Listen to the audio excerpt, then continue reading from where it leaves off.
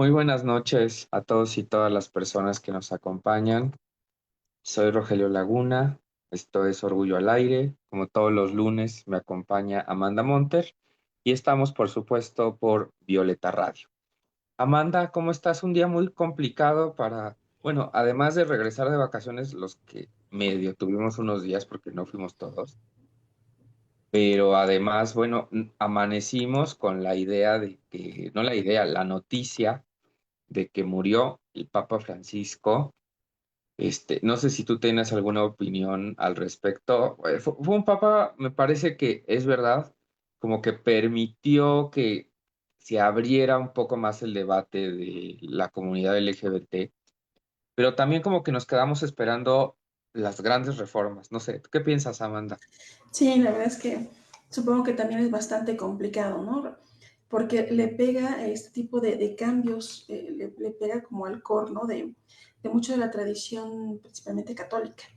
Entonces, si bien es cierto, yo también comparto la idea que por lo menos puso en el centro, ¿no? El diálogo, estas cuestiones de la inclusión, el respeto, pero quizá le faltó tiempo para materializar, ¿no? Y hasta qué punto se puede estirar también la liga, ¿no? En estos niveles, ¿no? Ya también no es sencillo, ¿no? Eso creo. Sí, fíjate que sí hubo como un avance en el sentido de que vimos al Papa en audiencia con personas trans, de que lo vimos con la bandera LGBT en algunos eventos, de que dijo que por sí mismo pues no había un tema de exclusión que estuviera implícito, pero muy recientemente sacó un documento donde se lanzaba contra la ideología de género, contra el feminismo, o sea, en realidad, bueno, la gran inclusión, el gran momento de la iglesia incluyente, lo seguimos esperando. Y hay personas LGBT que son muy creyentes y que están esperando un espacio, pues, que los incluya, ¿no? Entonces, bueno, ojalá que pase, porque yo temo que pueda ir hacia el conservadurismo, no sé qué piensas. Sí, los tiempos son como muy cambiantes, ¿no? Muy endebles. Sí, fíjate que también conozco a muchas amigas y amigos que son muy creyentes y de alguna manera han deambulado, ¿no? Por qué, pues, vamos a decir, por qué religión los puede aceptar tal y como son, ¿no? Sin esta como falsa aceptación, ¿no? O que te digan sí te acepto, pero hay mucho recelo aún. Entonces todavía falta un poco, o mucho, ¿no? En ese O sentido. mucho, sobre todo en México, yo creo, ¿eh? Tal vez todavía aquí en México tenemos como unos discursos medio raros, pero bueno, ya pronto sabremos quién es el nuevo rostro de esta corporación, que es la iglesia, y ojalá que ayude a construir un mundo más incluyente y no en sentido contrario, porque estaría muy feo que se alinearan todos estos gobiernos conservadores que están surgiendo por todo el mundo y J.K. Rowling, y además agregar un papa conservador. Bueno, qué barbaridad sería eso. Pero bueno, hablando de cosas mediáticas, el día de hoy tenemos dos especialistas justamente en temas de comunicación, en temas de lo que está pasando hoy en día pues en distintos discursos. ¿Por qué no nos presentas, Amanda, con quién vamos a conversar esta Sí, claro noche? que sí. Hoy tenemos a dos invitados también muy, muy importantes, ¿no? Y que tienen mucho que aportar a los debates. Déjenme comentarles, tenemos a Alberto Ruiz Méndez, doctor en filosofía, profesor investigador en el Centro de Investigación para la Comunicación Aplicada en la NAHUAC, y entre otras cosas, digo porque su semblanza es bastante amplia. Eh, es escritor, investigador, les decía, y también conductor y productor de cine, Autopsias, podcast de cine. Bienvenido. Y también tenemos al doctor Daniel Barrientos Lascano, doctor en Historia del Arte, maestro en Arte Cinematográfico, licenciado en Teatro, productor del programa, bueno, Contigo Puebla, y también autor de varios libros que seguramente nos va a comentar en breve. Bienvenido, Gustavo, Alberto, ¿cómo están? Buenas noches. Buenas noches, ¿cómo están? Muchas gracias por la invitación. Bienvenido. Hola, ¿qué tal? Buenas noches. Muy contento de estar aquí con ustedes platicando. Muchas gracias. Bueno, pues Amanda ya nos los ha presentado, una larga trayectoria en distintos disciplinas, en distintos campos. Y bueno, los hemos invitado justamente para hablar acerca de estas representaciones, estos espacios que hay en los medios de comunicación, donde, como decíamos, como en la religión también, ¿verdad? En el mundo de la comunicación hay sus excluidos, hay los preferidos, los que siempre aparecen, los modelos que siempre están ahí frente a nosotros, los estereotipos. Y por otro lado, pues tenemos quienes siempre faltan, las voces que nunca se escuchan, que todavía siguen esperando encontrar un espacio. ¿Por qué no empezamos contigo, Alberto, que nos cuentes un poco de qué has hecho en estos términos de comunicación y sobre todo qué has logrado detectar de pues, estos espacios que aparentemente son incluyentes, pero que a lo mejor todavía no son tan incluyentes? Te escuchamos. Claro. Bueno, pues vamos, que esto que quiero compartir con ustedes un poquito como de saque no es como una idea original mía, ¿verdad? Para que luego no digan que estoy desinformando. Pero bueno, me pareció relevante comenzar a platicar del tema que nos invitaron aquí a compartir con ustedes acerca de lo que tiene diferentes nombres, pero ahora le quisiera llamar el paradigma de la normalidad, ¿no? O sea, pareciera que no tendría que ser necesario recordarnos que los seres humanos somos diversos en todos los sentidos, pero pues es necesario hacerlo porque, entre otras cosas, casi todos nuestros esquemas de pensamiento son binarios, ¿no? Día, noche, sol, luna, hombre, mujer, ¿no? Y eso nos ha llevado como a una incapacidad epistemológica, una incapacidad social para reconocer la diversidad. Y es que precisamente, entre otros factores, se deriva de que se nos ha impuesto este paradigma de la normalidad que las más de las veces somos incapaces de reconocer. Por ejemplo, en el ámbito de la filosofía, incluso este paradigma, este supuesto, es uno de los más ocultos, por llamarlo de esa manera, incluso para filósofos y filósofas tan disruptivos como podrían haber sido Nietzsche o Simone de Beauvoir, ¿no? El darnos cuenta de que estamos pensando en una idea de ser humano, digamos, blanco, heterosexual, con sus capacidades cognitivas al 100%, con una capacidad de razonamiento sea, el darnos cuenta que estamos pensando en ese tipo de persona, por increíble que parezca, no es tan sencillo dentro del pensamiento occidental y mucho menos en el pensamiento filosófico durante muchísimos siglos, ¿no? Como les decía, grandes filósofos no han escapado de esta idea de pensar en, ya ni siquiera hablemos de clases, ¿no? Porque también eso sería otro gran tema, ¿no? Pero en esta cuestión de lo cognitivo, de lo social, de lo sexual, en este paradigma de la normalidad, en que nos encuadra el pensamiento. Y sobre todo ese paradigma está asociado con capacidades cognitivas y cooperativas que pues si bien efectivamente todos tenemos, el problema es que este paradigma asume que las tenemos en cierto grado o que las poseemos casi por naturaleza, ¿no? Como por ejemplo la heterosexualidad. Y al asumir las que tenemos en cierto grado o por naturaleza, una de las consecuencias que tiene este paradigma es que todo aquello que nos separa de esa normalidad, de ese paradigma de la normalidad, entonces también nos separa de la sociedad, ¿no? Por ejemplo, en el caso de la cooperación, ¿no? Si por ejemplo, uno de los principales retos que hay actualmente en el ámbito de la filosofía política es pensar cómo incluir a personas que padecen alguna discapacidad física, mental, cognitiva, que no pueden cooperar en términos normales, ¿no? Sea lo que eso signifique, ¿no? Porque durante milenios, y no es una exageración, ustedes saben, la República de Platón se escribió hace más de 2000 años, ¿no? Se ha pensado en esta idea del ciudadano y de la persona como el que es capaz de cooperar. Y hasta hace bien poquito empezamos a pensar en qué pasa con personas que no pueden cooperar en condiciones de equidad con otros, ¿no? Entonces, lo que se ha hecho, pues, es excluirlos de la sociedad, ¿no? Entonces, En el caso de las representaciones culturales, las representaciones a través de los medios de comunicación en productos como el cine, los comerciales, la publicidad, pues no lo parece, pero ese paradigma está ahí insertado.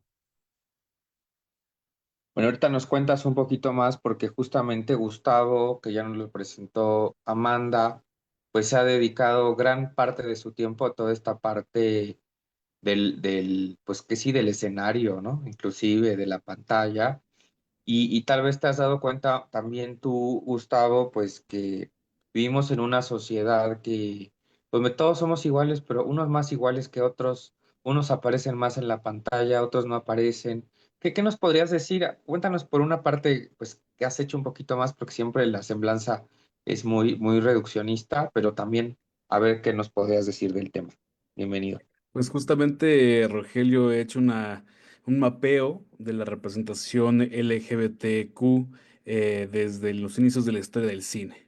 Y he encontrado muchas circunstancias a favor y en contra que han permitido que se desarrolle la representación LGBTQ en diferentes aspectos justamente de lo cinematográfico, desde las primeras representaciones lésbicas, por ejemplo, que había en el cine mudo, por ejemplo, con los primeros cortos que hubo, o por ejemplo también George Méliès haciendo también algunos cortos con subtexto homoerótico, ¿no? Entonces, el mismo Chaplin también hizo muchos travestimientos, el surgimiento, por ejemplo, de los female impersonators, que estos actores que eran contratados también en los estudios ya hollywoodenses establecidos en Los Ángeles, pues también interpretaban personajes femeninos travestidos, ¿no? Después vino un código, el código Hayes en Estados Unidos, que eso impactó la producción global en cuanto a la representación de lo LGBT, porque se creó esta gran censura con respecto a que no debía de haber pues promoción a la diversidad y al erotismo en muchos aspectos del cine, y por lo tanto las películas se volvieron muy ñoñas en ese periodo hasta los 60, ¿no? Que es cuando surge una de las primeras películas importantes en finales de los 60 en mostrar personajes abiertamente diversos, que son los chicos de la banda, una película adaptada de una obra de Matt Crowley, que bueno, también llegó al cine en 1961 a cargo de William Friedkin, el mismo que hizo El Exorcista. Entonces, a partir justamente de la revuelta de Stonewall, que seguramente tú ya la has referido en algunos programas de tu espacio, pues sabes que fue un periodo global, que también de apertura y de exigencia de espacios.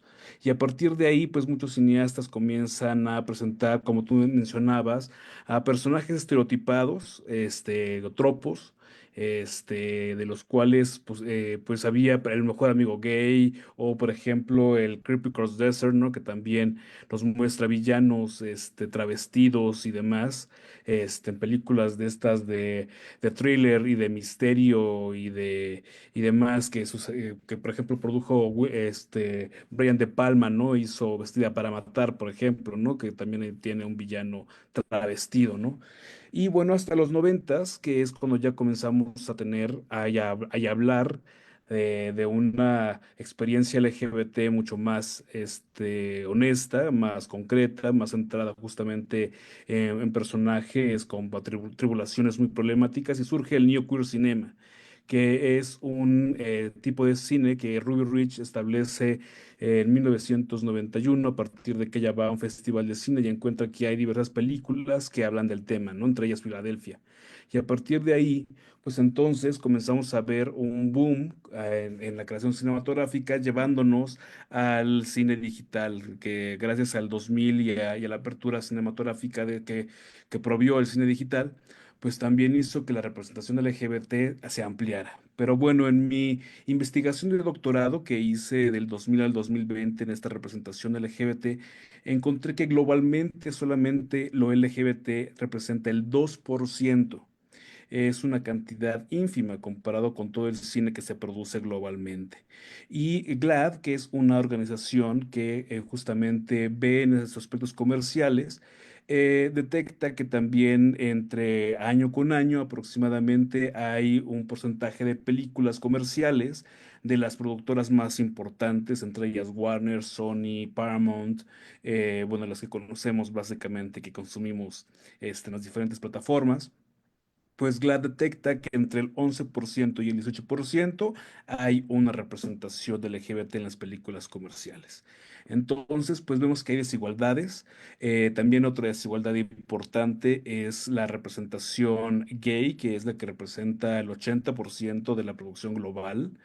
Un porcentaje mucho más pequeño, obviamente, las personas lésbicas, las personas trans, las representaciones también bisexuales. Ya hay algunas películas que tienen algunos personajes pansexuales, muy pocas, pero aún así ya hay algunas, o personajes asexuales que incluso también a lo largo de la historia del cine existen, pero pues no habían sido 100% representados, ¿no? Y es que también el cine, como mencionaba Alberto, pues también había esta codificación con respecto a las identidades, ¿no? Podíamos tener al personaje LGBT expuesto en pantalla, pero los espectadores no lo sabíamos porque nunca se nos decía la sexualidad del personaje, la identidad del personaje. Entonces creo importante que siempre se exprese la identidad de los personajes, que se dé nombre a las identidades, porque también eso nos da pie a que pueda haber una oportunidad de identificación con respecto a los usuarios. Amanda, un comentario antes de ir a la cápsula, porque creo que se tocaron muchos temas, pero Sí, lo recuperamos regresando. muchísimos, muchísimos. Fíjate que pensaba en lo que nos comentaba Alberto, de alguna manera como este binarismo, bueno, yo no sé si comienza, pero pasa por el lenguaje, ¿no? Y por supuesto construye pues esas categorías epistemológicas, ¿no? Con las que vamos a ver, conocer, hablar del mundo, ¿no? Y reconfigurarlo todo, ¿no? Nuestra realidad. Como justo, ¿no? Está siempre en el binario, ¿no? Y parece que no hay nada más, lo bueno, lo malo, y no hay grises, ¿no? Y cómo eso va marcando, pues también la forma en que construimos la sociedad y cómo convivimos con ella, ¿no? Entonces, pero desde la tierna infancia diría, ¿no? Y luego viene el problema de cómo ya cuando somos, pues, adultos, ¿no? Cómo empezamos a reconfigurar eso y darnos cuenta que no solo es así, ¿no? Que hay mucho más. Pero luego viene también esto que nos decía Daniel, ¿no? Y me quedé pensando, las formas en que representamos, pues vamos a decirlo, no sé si esas categorías, esos sesgos, cómo limitan también toda nuestra representación del arte y por supuesto todo lo que puede ser la creación cultural y científica, ¿no? No sé, Rogelio, ¿cómo ves?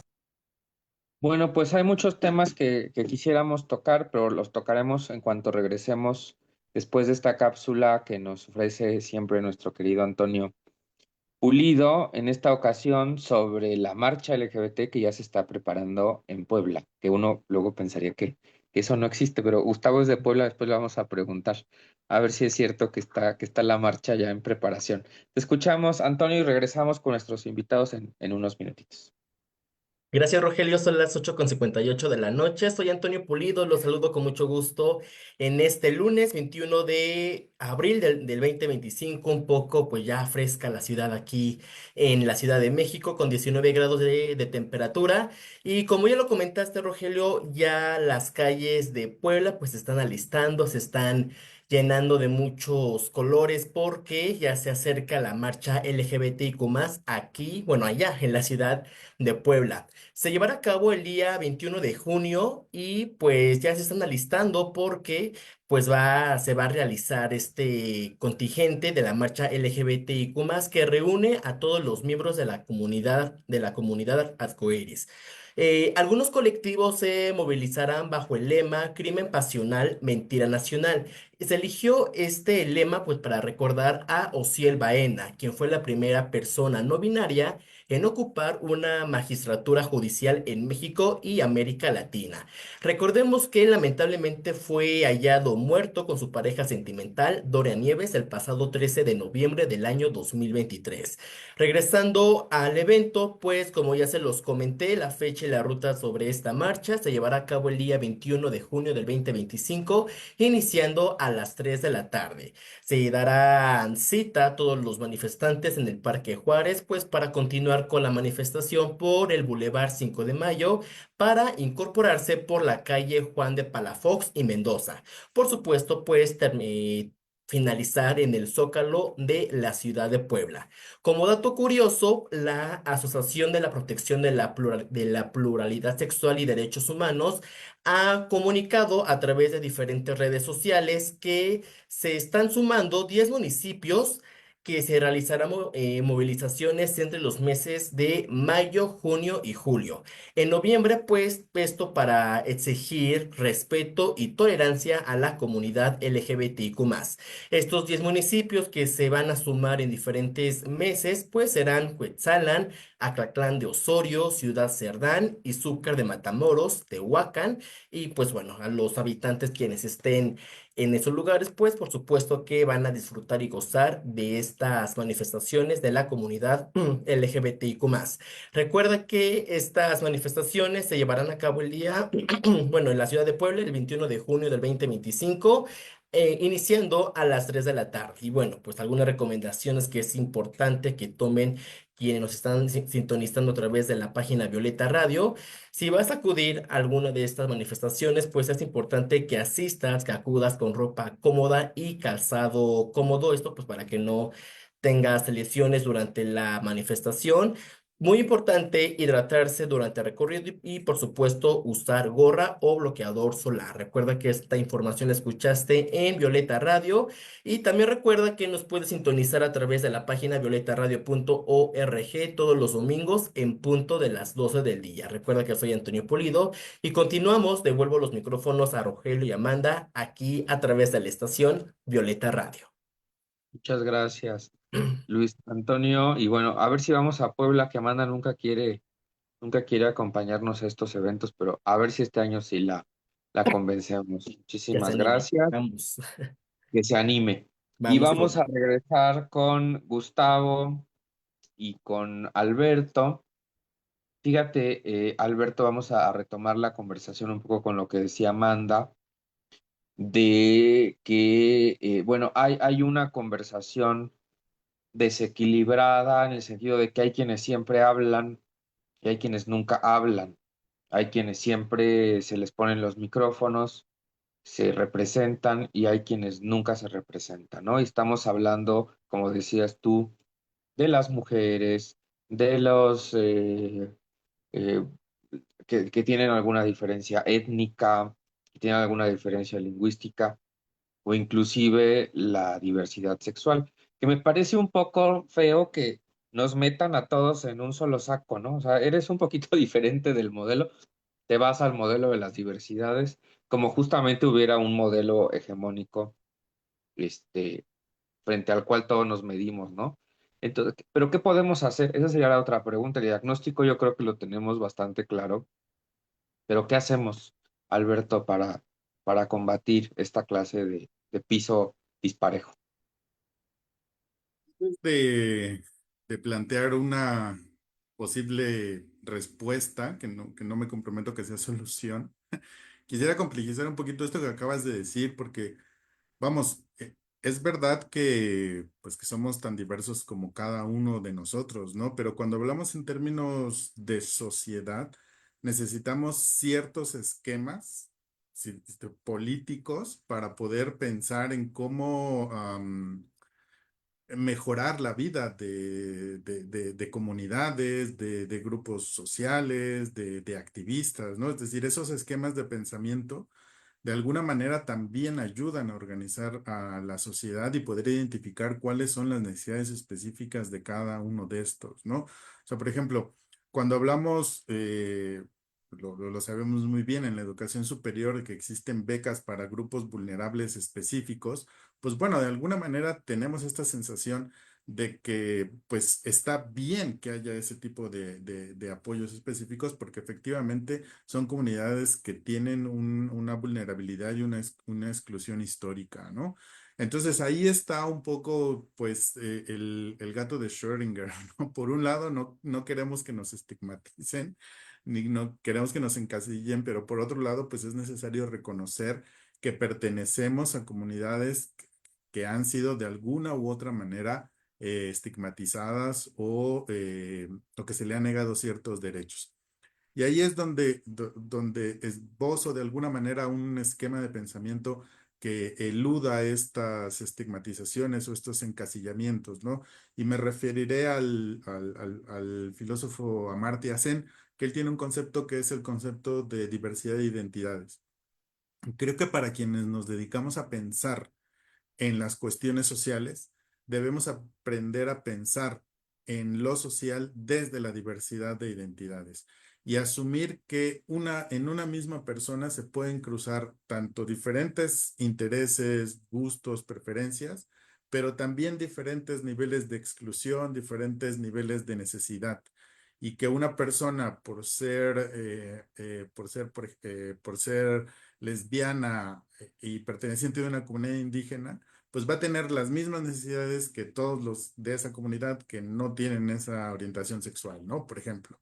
Entonces, creo que una alternativa, así como hablamos ahora, que para bien y para mal a veces, y lo digo para mal en el sentido de que se ha trivializado, cuando se habla ahora de que tal cosa con perspectiva de género, ¿no? Por ejemplo, el otro día vi clases de salsa con perspectiva de género.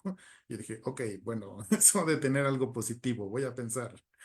Bueno, pues deberíamos hablar, por ejemplo, pues de políticas públicas con perspectiva de diversidad de identidades, ¿no? Y que no sea de, bueno, pues te voy a llevar tu consultorio, te voy a llevar tu paracetamol y pues no me importa si te duele la cabeza o el dedo del pie o el codo, ahí te va tu paracetamol, ¿no? Entonces creo que sería una de las cosas que podríamos impulsar desde la academia, ¿no? Quienes nos dedicamos a pensar en este tipo de problemas, pues no sé cómo decirlo, exigir, plantear, impulsar una agenda que sea con perspectiva de diversidad de identidades.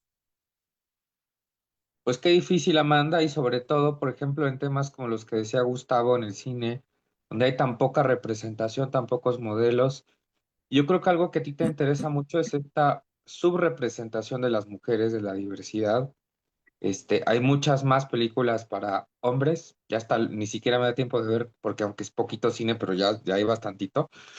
Pero mujeres, pues piensa uno en 4 películas y ya. No sé qué piensas, Amanda, que le quieras preguntar a Gustavo. Sí, justo, ¿no? Hay muy poca representación. Nos daba las cifras hace ratito, ¿no? Creo que son 20% de esa totalidad del cine de la diversidad y seguramente así como está este tema de las mujeres, pues también, por ejemplo, el de los asexuales, ¿no? Las personas asexuales también, ¿no? Es mínimo, yo creo que... Y luego, ¿sabes? Viene el otro punto importante, porque esta es una cuestión, los datos que nos dan pues, son cuantitativos, ¿no? Pero luego habría que analizar si se está representando, si se están mostrando esas identidades o esas formas de ser de una manera pues que no sé cómo decirlo, ¿no? Él decía auténtica, pero de una manera como más acorde a nuestra realidad, ¿no? Sin estos estereotipos que también a veces y muchas veces hay, ¿no? Entonces, porque todavía falta esa parte, ¿no? Porque mira, si me dijeras, bueno, hay 20%, pero bien representado, quizá digas, bueno, de calidad, vale, pues, ¿no?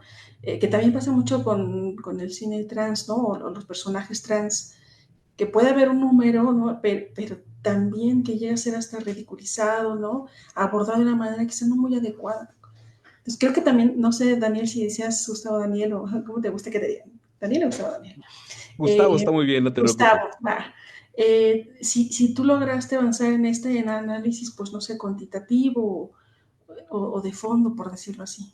Así es, de hecho sí, también hice este estudio, de no solamente lo cuantitativo, sino también lo cualitativo, ¿no? De las cualidades.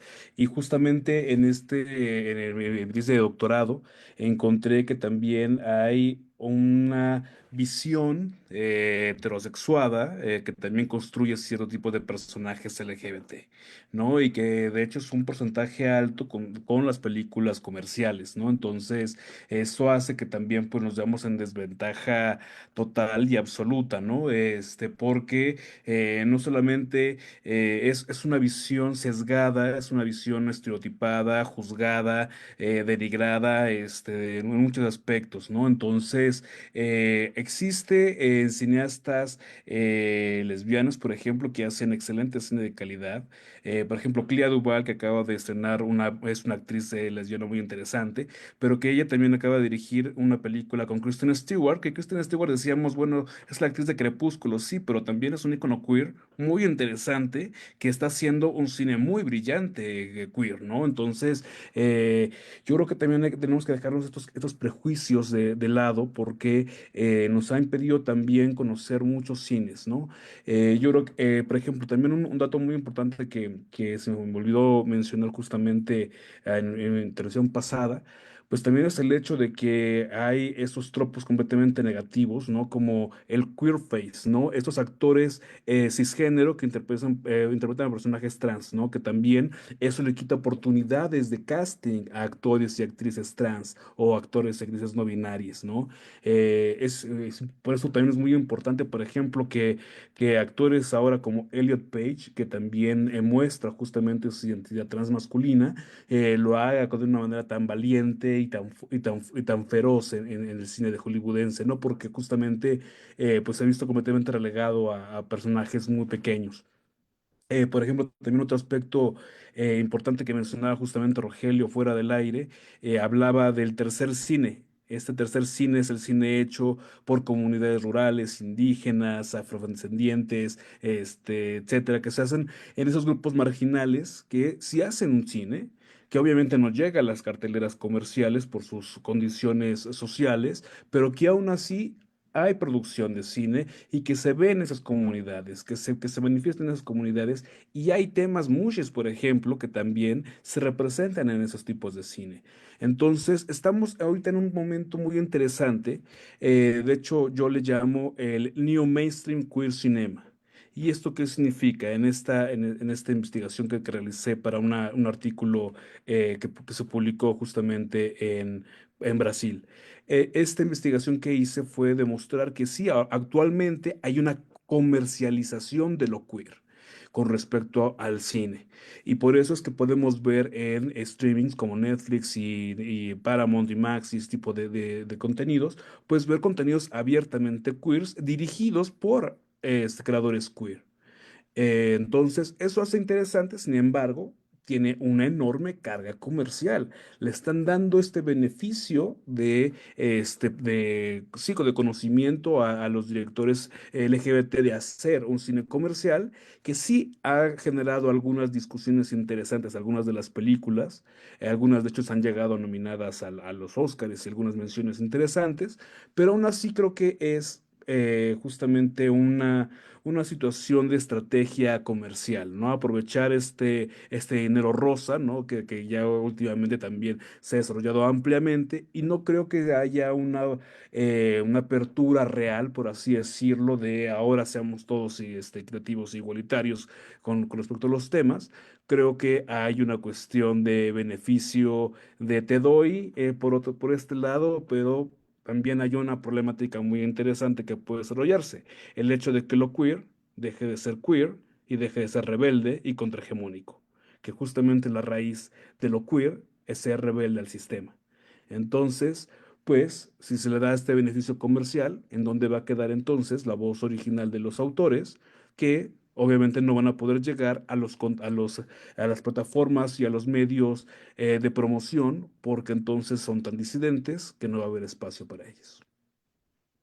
Fíjate que en esto que dices, y quisiera preguntarle a Alberto, también creo que ha habido o sea, todo lo LGBT, lo disidente en general, se lo comió el ámbito comercial, ¿no? O sea, como venderte rastrillos rosas para mujeres, ¿no? O sea, es una cosa así a veces, convertir en un producto todas estas representaciones, creaciones que antes eran rebeldes, contestatarias, generaban una brecha realmente en lo que se estaba haciendo. Y al mismo tiempo que pasa esto, ahora vemos una serie de discursos que podríamos llamar conservadores, que están construyéndose por todos lados en el mundo. Y eso quisiera preguntarle a Alberto su opinión, si estos discursos van a generar realmente un retroceso, si ya no hay marcha atrás, si la sociedad ahora, pues ya está, a pesar de todo, está un poco más acostumbrada a ciertas diversidades. Y bueno, digo todo esto pensando que el fin de semana esta mujer, J.K. Rowling, celebraba que la Corte del Reino Unido, de Inglaterra específicamente, eh, como que diera un paso atrás en el reconocimiento de las mujeres trans, diciendo que solamente es mujer quien biológicamente es mujer o algo así. Me concentré más en lo que J.K. Rowling hacía que en fallo de la corte, porque es detestable a veces cómo una persona con esta capacidad de convocatoria puede realmente atentar contra los derechos de una población pues que está siendo muy violenta en todo el mundo, ¿no? Pero quisiera preguntarte tu opinión de cuál es, si hay futuro para estos discursos conservadores o qué esperar al respecto. Desafortunadamente yo creo que sí lo hay, que sí, estos discursos sí tienen futuro y estamos en un momento coyuntural que si no tuviera este panorama tan oscuro, pues sería bien interesante, ¿no? Porque justo pienso que estamos en una época de contradicción. Por un lado, efectivamente tenemos, como espero, nunca antes en la historia de la humanidad al alcance esta diversidad, tanto, tanto en sus formas auténticas, vamos a decirlo de esa manera, es decir, pueden comunidades históricamente discriminadas hacerse escuchar, aunque sea poquito, pero hacerse escuchar, ¿no? A través de plataformas como Facebook o como YouTube y todo esto que existe ahora, ¿no? Entonces tenemos por un lado este discurso de libertades, de diversidad, que para bien o para mal, repito, pero se ha estado dando, ¿no? Pero por otro lado también tenemos estas corrientes eh, muy influyentes que están negando derechos. Vamos a quitar un poco el estigma de si es izquierda, derecha y tal, ¿no? Creo que sería mejor categorizarlos como discursos antiderechos, porque estos vienen por la izquierda, por la derecha, por el centro, así nos agarran desprevenidos y vienen por todos lados, ¿no? Entonces, en este sentido, estamos, creo, justo que esta es una época de contradicción. Y y si nosotros volteamos al pasado, lo que ha pasado en el pasado es que desafortunadamente los discursos que son más operativos, por decirlo de esta manera, son los que salen victoriosos. Nosotros, por la razón que sea, podemos ser grandes, tener mucha afinidad por los discursos, perdón, por los movimientos culturales de los 60, por ejemplo, ¿no? Los derechos civiles, el hipismo, el amor y paz, ¿no? A la guerra, pero fueron eso, fueron revoluciones culturales.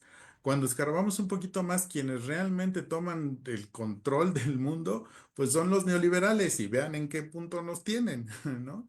Entonces, creo que ahí el problema es que estos discursos antiderechos tienen una capacidad de organización mucho más amplia que los discursos culturales de diversidad, no importa de cuál sea, ¿no? Y en ese sentido, pues sí estamos en un momento que para mí no está de más exagerarlo y decir que pues debemos ponernos bien alertas en aquello en el que nosotros, desde nuestra trinchera, queramos defender como diversidad. Porque ahorita la diversidad sexual es la que está puesta en cuestión y la que está siendo puesta en jaque. Pero pues luego también hay que ver nada más en la historia, luego empiezan a cuestionar la diversidad religiosa y luego la diversidad intelectual y luego la diversidad musical y lo que ustedes quieran, ¿no? Y esto se convierte en totalitarismo, ¿no? Entonces, sí creo que estamos en el momento de la contradicción, que es bien interesante estarlo viviendo y estarlo atestiguando. Y sí creo que vale la pena ser pesimistas, ¿no? Y de decir, nos están atacando por muchos frentes, hay que estar siempre alertas de proteger aquello que consideramos que es valioso para la vida humana en general, no para nosotros por pertenecer a un grupo, ¿no? Y eso que es valioso, pues la diversidad de ideas y de opiniones. Amanda, ¿qué piensas? Bueno, nos queda tiempo para una pregunta a Gustavo y luego así Ah, un final de todos, el gran final. Pero el gran bueno, ¿qué opinas y qué le preguntamos a Gustavo, además de que nos recomiende películas, por supuesto? Sí, ahí vamos. Fíjate que pensaba en esto que decía Alberto y que transversalmente va a tocar sin duda las investigaciones que hace Gustavo. Eh, sí, esta polarización de alguna manera, ¿no? Esta diversidad de recursos, de discursos, es más bien por un relativismo de ciertas posturas, ¿no? Decías ahora. ¿Será eso, ¿no? Donde ya no tenemos un asidero y donde parece que tiene la misma validez un discurso a favor de los derechos que un discurso a favor o en contra de los derechos, ¿no? Porque parece que se empieza a perder la brújula, ¿no? Y entonces parece que ambos discursos están como al mismo nivel y desgraciadamente el campo fértil para los discursos antiderechos son los que escalan a la toma de posición política, ¿no? No sé. ¿Será así, Alberto? Pienso en ese relativismo a propósito que estaba releyendo tu semblanza, ¿no? De esto de la posverdad, donde parece que todo se vale, ¿no? Que todos podemos decir lo que sea, que mis sentimientos priman por encima de los otros, ¿no? Aunque, claro, ¿no? La diferencia entre las realidades es, pues, inconmensurable, no sé. Ahí hay otro tema que es bien interesante por su complejidad y que nosotros lo hemos, digamos, un poco reducido en el habla cotidiana a esta idea de el algoritmo, ¿no? Y el algoritmo me mostró y el algoritmo me echó, ¿no? O lo que también conocemos como las burbujas informativas. Eh, una de las consecuencias de vivir en esta contradicción, en esta época de contradicción, es que efectivamente muchas personas sienten que tienen pocas brújulas para navegar en el mundo. Y entonces ahí entra uno de los riesgos coyunturales de la comunicación digital, por llamarla de esa manera, que está hecha de tal manera que nos va a mostrar aquello que nos gusta, que nos interesa, que nos importa, aquellas ideas con las que coincidimos. Y la verdad es que por un lado, pues, ¿quién puede culpar al tío o a la tía panista de necesidad de orientación y de guías en su mundo que se está derrumbando? ¿No? O sea, no sé, por ponerlo por complejizarlo un poco, ¿no? O sea, ¿quién puede culpar a esta gente de necesitar guías para ese mundo que no están comprendiendo, ¿no? Entonces, en ese sentido, más que la relativización de los discursos, creo que lo que está sucediendo es un encapsulamiento de los discursos, ¿no? La gente busca aquellos discursos que confirmen sus ideas e incluso está pasando también en ámbitos progresistas, ¿no? Seguramente han escuchado esto de la ideología woke o de las posturas woke, cómo poco a poco también se van convirtiendo en una suerte de censura, ¿no? El otro día yo veía un reel de un chiste que decía, la televisión woke, sale un personaje cancelado y te lo hace blur, te lo desaparece, ¿no? Oye, pero Harvey Weinstein, no, no, sus películas aquí en esta tele no pasan, ¿no? O sea, bueno, pues sí hay gente que no debería ser nombrada jamás, ok, eso sí lo entiendo, ¿no? Pero bueno, este tipo de ideologías, incluso que se presentaron como progresistas en algún momento, pues parece que también están llevando a estos sesgos, ¿no? Justo por la necesidad de confirmación. Y eso pues tiene que ver algo algo con que es algo más humano, ¿no? Necesitamos guías para navegar en estos mundos tan complejos, ¿no? Gustavo, un poco lo que presentaba Alberto también es este mundo donde la gente dice, es que hay inclusión forzada en el cine, en las películas. A ver, yo estoy en contra del discurso de la inclusión forzada, pero también uno observa cómo los estudios de repente como que se aprovechan, ¿no? Como de una necesidad de nuevos referentes o de ir transformando el discurso y de repente un personaje como el profesor Snape en Harry Potter, ¿no? Que lo tenemos como culturalmente pensado de una manera, de repente cambia de rasgos étnicos para la serie y de repente eso genera como una sensación de que aquí el estudio hay un discurso ideológico, hay algo que está sucediendo y claro, las personas más exageradas, de inclusión forzada, ¿no? Pero ¿qué piensas tú al respecto de esto? Y también recomiéndanos películas antes de que nos vayamos.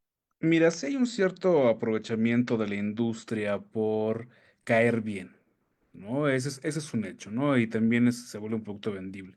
Sin embargo, también hay que pensar hasta qué punto estamos siendo demasiado exigentes, ¿no? Porque de hecho, cuando ya se hace una nueva adaptación, se hace un nuevo texto. Y al hacerse un nuevo texto puede tener nuevas reglas y nuevas estrategias, y no me importa si la sirenita ahora es interpretada por una actriz afrodescendiente. ¿No? O sea, cuál es justamente la razón por exigir purismo, ¿no? Al texto, ¿no? Obviamente, si voy a hacer una adaptación en regla y en estructura y en forma, donde, por ejemplo, tengo que hacer esta estructura formal narrativa de los personajes, pues a lo mejor tengo que respetar su estructura básica, ¿no?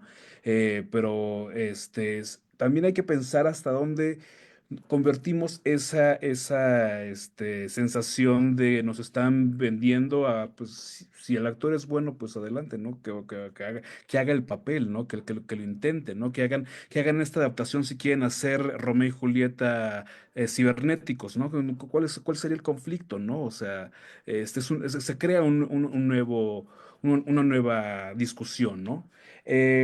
Hay películas que recientemente se acaban bueno, de proyectar que creo que vale muchísimo la pena que lo descubran. Retrato de una mujer en llamas, una excelente película francesa con una maravillosa historia lésbica, igual dirigida por una directora lesbiana que es maravillosa ella, se llama Céline Sciamma, que bueno, esta maravillosa historia también tiene una historia de época muy brillante, muy interesante, creo que es una película fascinante. También acabo de ver recientemente Todos Somos Extraños o All of Us are Strangers, dirigida por Andrew Haigh, que Andrew Haigh ha hecho la serie Looking, no sé si la recuerdan, esta película, esta serie de HBO que fue muy interesante. Y bueno, dirige a Andrew Scott y a Paul Mescal, a este gladiador, pues en una historia ahí muy interesante del perdón familiar, de la reconciliación familiar, que también pues, nos habla de una homofobia internalizada muy fuerte que vivimos y que normalizamos y que no, a veces no reparamos en ella, ¿no? Y que cómo también daña a nuestra salud mental esas circunstancias, ¿no? Andrews interpreta un personaje en el que no podía mantener relaciones afectivas porque justamente no tenía ese perdón familiar, ¿no? Entonces, esa es una historia muy interesante, es una película buena. Aquí en México recientemente me gustó también otra película del 2019 que creo que vale mucho se discuta. Eso no es Berlín, creo que también ahí tiene un personaje queer interesante, una propuesta buena de Harisama. También creo que es una muy buena propuesta. Bueno, Paris is Burning, que obviamente es un documental brillantísimo sobre los bows de Nueva York y también nos hablan de las casas y las identidades trans y drags, con estos bailes impresionantes y por supuesto que habla del voguing y demás. Aparte es una coyuntural pieza del New Queer Cinema que merece muchísimo la pena, ¿no? Entonces... Pues la ventaja es que ya hay muchísimas plataformas donde se puede encontrar cine de buena calidad. Movie es una plataforma muy interesante que tiene queer cinema muy brillante y que ha ganado Cannes, que ha ganado diferentes festivales, que creo que es una muy buena forma de ver. Nuestro cine, también es una plataforma mexicana, es la que antes era Filmin Latino y ahora ya se llama Nuestro Cine MX. Y bueno, también tiene propuestas mexicanas muy interesantes, justamente de tercer cine. Y se me viene a la mente esta película de personajes mushes que se llama Carmín Tropical, que es una película también muy brillante con respecto a la construcción de los personajes, ¿no? También, bueno, recientemente hubo algún estreno comercial, se llama Straight, que creo que es una película palomerita, pero vale la pena también pasar un buen rato viéndola. Con respecto también a otras Por ejemplo, Casa Rochelle, que también es un documental maravillosísimo, justamente sobre esta ícono Rochelle, impresionante. Y bueno, pues también no podemos olvidar las diferentes películas de Almodóvar, o también de Jaime Humberto Hermosillo, que también tiene algunas películas mexicanas brillantes. Hay que discutir también del cine de Julián Hernández, porque también fue una punta de lanza aquí en México, con sus bemoles, pero pues tiene también sus propuestas interesantes. Por ejemplo, Todo Mundo tiene a Alguien Menos Yo, que es una película lésbica del 2014 también muy interesante. Creo que hay propuestas, también se me viene, por ejemplo, la película de Astrid Rondero y Fernanda Valadez, que seguramente las ubican por enseñas particulares porque ganó varios Arieles, pero ellas también tienen una película lésbica maravillosísima que se me olvidó ahorita el nombre de su película, pero fue la película que hicieron anterior de Enseñas Particulares y es protagonizada por Sophie Alexander Katz. Se me fue el nombre, tiene un nombre larguillo, pero es una propuesta muy interesante que vale muchísimo la pena ver. Y por supuesto que hay espacios en México brillantes como el Festival Queer, que dirige Ulual Baradejo, en la Ciudad de México, que es un festival muy brillante. Quórum en Morelia, que también es un festival de diversidad sexual muy brillante que se hace también cada año, que también yo creo que vale muchísimo la pena verlo. Lamentablemente, el año pasado falleció justamente el director de Mix México, que bueno, pero aún así, sí, yo espero que siga siendo un espacio importante para ver las películas.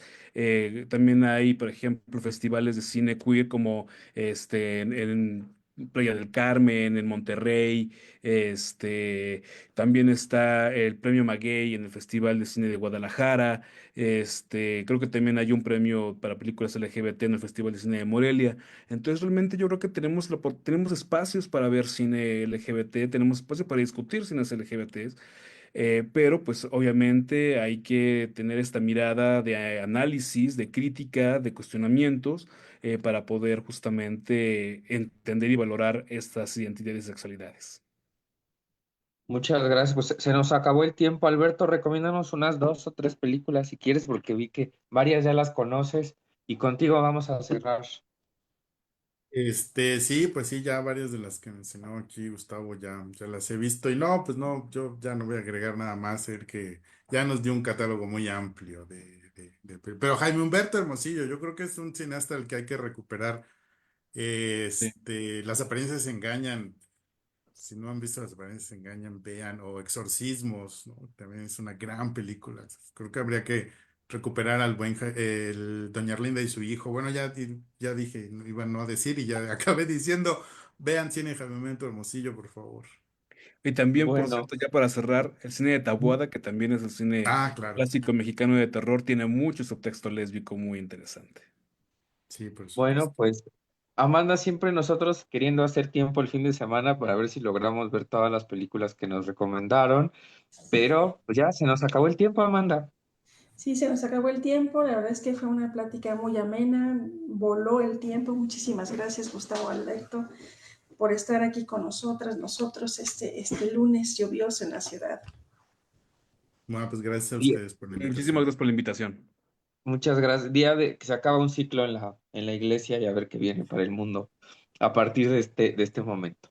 Bueno, pues muchas gracias a quienes nos acompañaron, como todos los lunes, en Orgullo al Aire por Violeta Radio. Gracias a Amanda Monter, que siempre nos acompaña. Hoy Balam sigue de vacaciones, pero le mandamos un abrazo muy grande. Antonio Pulido y por supuesto a nuestros invitados. Muchísimas gracias. Y nos vemos el próximo lunes, cuando de nuevo sea hora de sacar nuestro orgullo al aire. Muy buenas noches a todas y todos.